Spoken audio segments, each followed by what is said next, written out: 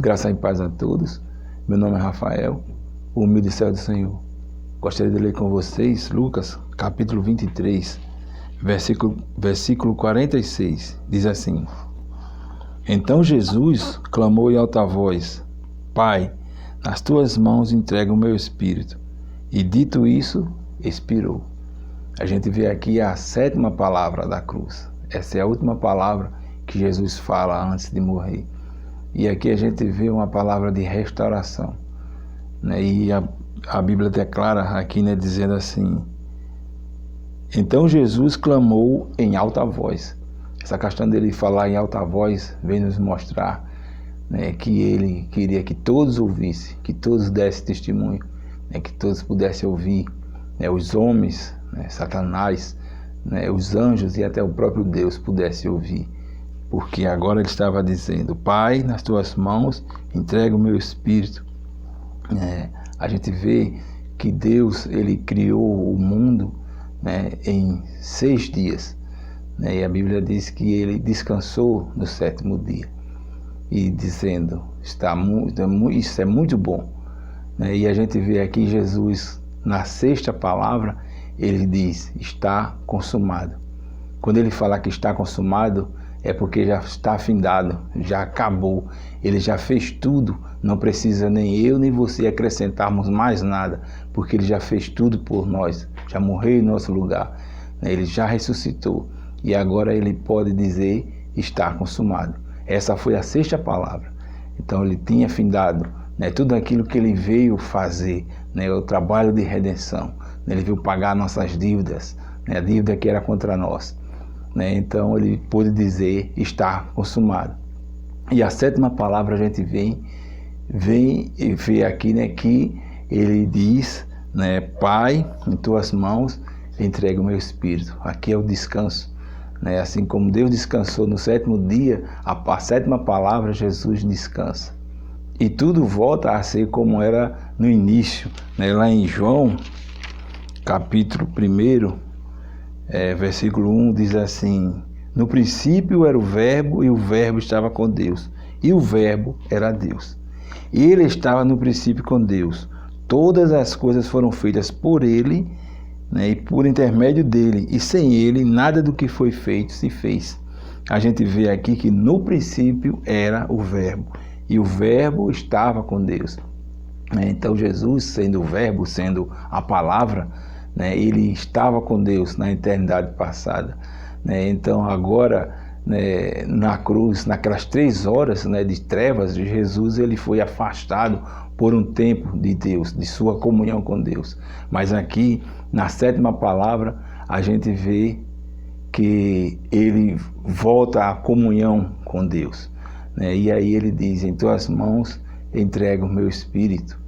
E aqui é uma restauração, né? Tudo volta ao que era antes, e Jesus agora volta à comunhão com Deus, né? Volta Deus e Jesus sendo um novamente. E em Hebreus, né, capítulo 9, versículo 27, diz assim: E assim como aos homens está ordenado morrer uma só vez, vindo depois disso o juízo. A gente vê aqui que o homem é ordenado a morrer apenas uma vez, depois disso o juízo, né? Jesus, ele fez a ordem inversa, né? Ele veio, o seu julgamento, né, a sua condenação veio antes, depois veio a morte. A gente vê que esse julgamento foi devido aos nossos pecados, ao meu pecado e ao seu pecado, porque Jesus não tinha pecado algum, ele não merecia morrer, mas mesmo assim ele morreu em nosso lugar. Então ele foi julgado, né, e depois disso ele veio e morreu. Então Jesus foi julgado por causa de mim e por causa de você. E ele não foi subjugado pela morte, ele ressuscitou ao 3º dia, porque a morte não conseguiu reter o autor da vida, né, o autor da salvação. A morte não conseguiu reter, não conseguiu segurar. Então ele ressuscitou ao 3º dia. E Jesus, né, ele teve uma vida singular, né, um nascimento singular, um nascimento inusitado, né? Porque ele não teve relação entre homem e mulher para que ele pudesse nascer, mas ele nasceu do Espírito Santo. Então ele teve um nascimento singular, ele teve uma vida singular, uma vida, né, que nenhuma outra pessoa teve na face da terra, uma vida de comunhão com Deus, uma vida de entrega, uma vida de dedicação a Deus, uma vida espiritual perfeita. Então essa foi a vida de Jesus, né? E a sua morte também não foi diferente.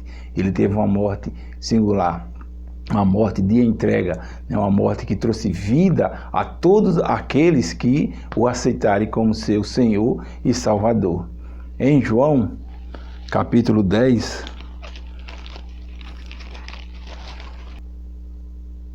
versículo 17, diz assim: por isso o Pai me ama, porque eu dou a minha vida para a reassumir. Ninguém a tira de mim, pelo contrário, eu espontaneamente a dou. Tenho autoridade para a entregar e também para reavê-la.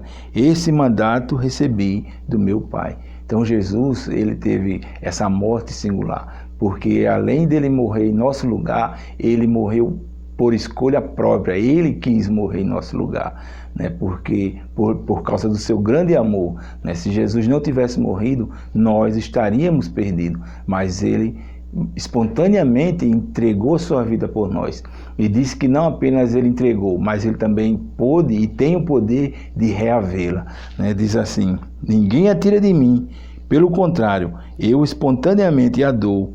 Tenho autoridade para a entregar e também para reavê-la. Então esse é o nosso Deus, esse é o nosso Salvador. Ele se entregou por mim e por você, para nos dar a salvação. Então Jesus, ele teve essa morte singular, né? Essa morte que nos trouxe vida. E outra coisa assim maravilhosa que a gente pode perceber é a comunhão que Jesus teve com Deus, né? Ele pôde orar a todo tempo na cruz. Então a gente vê que nós podemos ter comunhão com Deus a todo e qualquer momento, né? Independentemente das condições exteriores, independentemente do lugar, independentemente na nossa situação, né? A gente vê outro exemplo, né, no livro de Daniel, quando os 3 amigos de Daniel estavam na fornalha de fogo.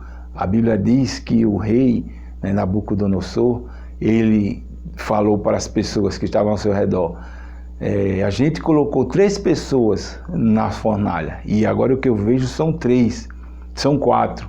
E esse quarto, ele tem a aparência dos filhos dos deuses, né? Então, na visão dele, ele viu os filhos dos deuses, mas o que a gente percebe, o que a Bíblia nos ensina, é que ali estava o próprio Jesus, né, em companhia dos 3, de Sadraque, Mesaque e Abdenego. Então Jesus estava lá fazendo companhia a ele, tendo comunhão com eles. Então não importava a situação, eles estavam tendo comunhão. Outro exemplo é o próprio Daniel, quando ele estava na cova dos leões, né, os leões famintos, e a Bíblia diz que ele orava, né? Então ele estava tendo comunhão com Deus, mesmo naquela situação. Outra pessoa que também a gente pode citar, né, aqui em Atos capítulo 16, versículo 24 e 25, diz assim: estes, recebendo tal ordem, levou-os para o cárcere interior e lhes prendeu os pés no tronco. Por volta da meia-noite, Paulo e Silas oravam e cantavam louvores a Deus, e os demais companheiros de prisão escutavam. De repente, sobreveio tamanho terremoto que sacudiu os alicerces da prisão. Abriram-se todas as portas e soltaram-se as cadeias de todos. Então a gente vê aqui no versículo 20, né, diz assim: Paulo e Silas oravam e cantavam louvores a Deus. Então eles estavam tendo comunhão com Deus, né? Mesmo estando presos, eles tinham recebido açoites, mas mesmo assim estavam louvando, né, e orando a Deus. E a gente vê que esse louvor a Deus resultou, né, aqui diz que foram sacudidos os alicerces da prisão, abriram-se todas as portas e soltaram-se as cadeias de todos. E se a gente continuar a ler, a gente percebe que o próprio carcereiro, ele recebe a vida de Deus, porque nem Paulo tinha fugido, né, porque eles estavam agora libertos, né, nem aqueles prisioneiros que estavam lá, eles estavam lá, mas não fugiram. Então o carcereiro, ele ficou abismado, né, com aquela situação. Então a gente vê que até o próprio carcereiro depois recebe a vida de Deus. Então o resultado do nosso louvor, o resultado da nossa comunhão, né, traz vida para as pessoas, né? E nós podemos, independentemente do lugar, de onde estejamos, nós podemos ter comunhão com Deus, né? Você pode ter comunhão com Deus em qualquer lugar, você pode ter comunhão com Jesus, né, na sua casa, né, no seu trabalho, na escola, né, andando, né, você pode no carro ter comunhão com Deus, né, você pode ter comunhão com Deus ajoelhados, em pé, né, de qualquer maneira você pode ter comunhão com Deus. Deus está esperando por você para que você possa falar com Ele. Ele está de braços abertos a todo momento esperando por você, para que você possa abrir seu coração e entregar-se a Jesus. E aí com certeza Ele vai lhe receber de braços abertos. Deus te abençoe.